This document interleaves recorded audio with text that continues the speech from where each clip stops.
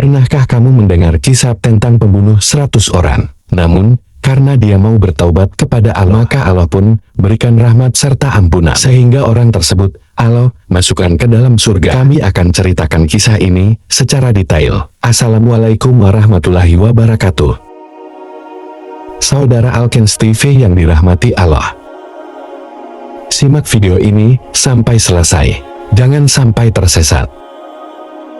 Namun sebelum itu, mari bantu channel ini untuk terus berkembang dengan cara subscribe dan nyalakan tanda loncengnya. Berikan komentar yang positif, berikan like dan share video ini. Semoga bernilai amal jariah, karena ikut menyebarkan kisah Islami kepada umat Islam di dunia ini. Terima kasih. Dan yang sudah subscribe, saya doakan rezekinya tambah melimpah, amin. Bismillahirrahmanirrahim. Allahumma sholli wa sallim ala Sayyidina Muhammad wa ala ali Sayyidina Muhammad. Ada seorang pria yang hidup dalam dosa besar di masa lalu. Seorang pembunuh yang telah menghilangkan nyawa 99 orang. Hidupnya penuh dengan kekerasan dan kezaliman. Ia menjadi terkenal di seluruh daerah sebagai sosok yang sangat berbahaya dan ditakuti. Namun di tengah kehidupannya yang gelap, pria ini merasakan kegelisahan yang dalam. Hatinya mulai terasa berat. Beban dosa yang ia pikul semakin membebani batinnya. Dia pun mulai merasakan penyesalan dan ingin mencari jalan keluar, mencari cara untuk bertaubat dan kembali kepada Allah. Dengan niat itu, pria ini mencari seseorang yang bisa memberinya jawaban. Dia ingin tahu, apakah masih ada kesempatan bagi dirinya untuk diampuni dan memulai hidup baru, jauh dari dosa dan kejahatan yang telah ia lakukan. Setelah bertanya kepada banyak orang, akhirnya dia bertemu dengan seorang ahli ibadah yang dikenal sebagai orang yang saleh dan rajin beribadah. Pria itu pun bertanya kepada ahli ibadah tersebut, apakah aku masih bisa bertaubat setelah aku membunuh 99 orang? Namun, ahli ibadah itu hanya menilai perbuatan pria ini dari sudut pandang dosa yang sangat besar, dan merasa putus asa dengan dosanya. Dengan pandangan yang sempit, ahli ibadah itu mengatakan, tidak. Bagi orang sepertimu, tidak ada lagi ampunan dosa. Dosamu terlalu besar. Jawaban ini sangat menyakiti hati pria tersebut.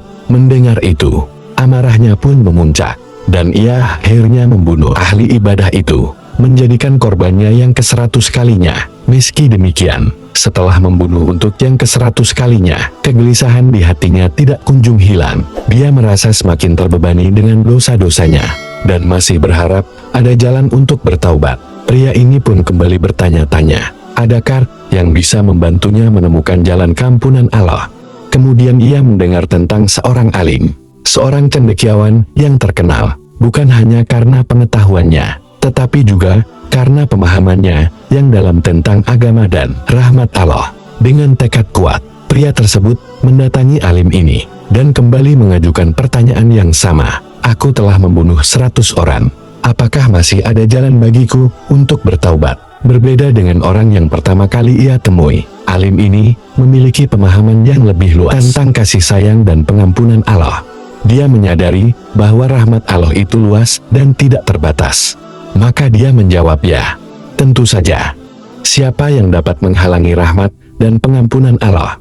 Taubatmu akan diterima. Tetapi ada satu syarat. Pria itu mendengar dengan penuh harap.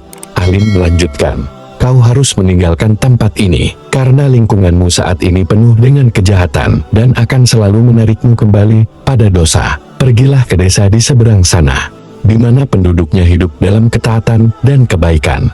Di sana kau akan menemukan orang-orang yang akan membantumu menjalani hidup baru dalam ibadah dan ketaatan kepada Allah. Pria itu mendengar dengan tekad yang bulat. Untuk pertama kalinya dalam hidupnya, ia merasa memiliki harapan untuk memperbaiki diri. Tanpa berpikir panjang, ia berangkat menuju desa yang ditunjukkan oleh alim tersebut, membawa seluruh harapannya untuk menemukan rahmat Allah dan kehidupan yang baru. Namun takdir berkata lain. Di tengah perjalanan, tiba-tiba ajal menjemputnya. Ia jatuh tersungkur di tengah jalan antara desanya dan desa tujuan yang ia harapkan sebagai awal hidup baru. Ia wafat di situ. tanpa sempat mencapai tempat yang dijanjikan. Setelah kematiannya, para malaikat rahmat dan malaikat azab datang untuk mengambil jiwanya. Mereka berselisih tentang nasib pria ini. Malaikat azab berkata, "Orang ini belum sempat melakukan kebaikan satupun. Dia adalah pembunuh 100 nyawa." Namun malaikat rahmat membantah, "Tapi dia telah bertaubat dengan sepenuh hati, dan niatnya untuk berubah sungguh-sungguh." Perselisihan antara para malaikat ini akhirnya diselesaikan oleh Allah yang Maha Kuasa. Allah memerintahkan agar diukur jarak antara tempat pria itu meninggal dan kedua desa tersebut. Jika pria itu lebih dekat ke desa tujuan yang penuh kebaikan, maka ia akan digolongkan sebagai orang yang telah bertaubat. Namun jika lebih dekat ke desa asalnya yang penuh kejahatan, maka ia akan dihukumi sesuai dosa-dosanya. Kemudian Allah memberikan rahmatnya dengan menggerakkan bumi, sehingga jarak pria tersebut menjadi lebih dekat ke desa tujuan yang penuh kebaikan. Dengan demikian Allah menerima taubatnya dan memerintahkan malaikat rahmat untuk membawa jiwanya ke surga. Kisah ini memiliki pelajaran yang sangat dalam. Ia mengajarkan bahwa Allah Maha Pengampun, dan pintu taubat selalu terbuka selama seseorang masih hidup dan sungguh-sungguh berniat untuk kembali kepadanya. Tidak ada dosa yang terlalu besar bagi Allah selama hamba tersebut ikhlas bertaubat, menyesali perbuatannya, dan berusaha sungguh-sungguh memperbaiki dirinya. Saudara Alkens TV yang dirahmati Allah, semoga dari kisah ini bisa kita ambil hikmahnya, serta menambah pengetahuan dan menginspirasi.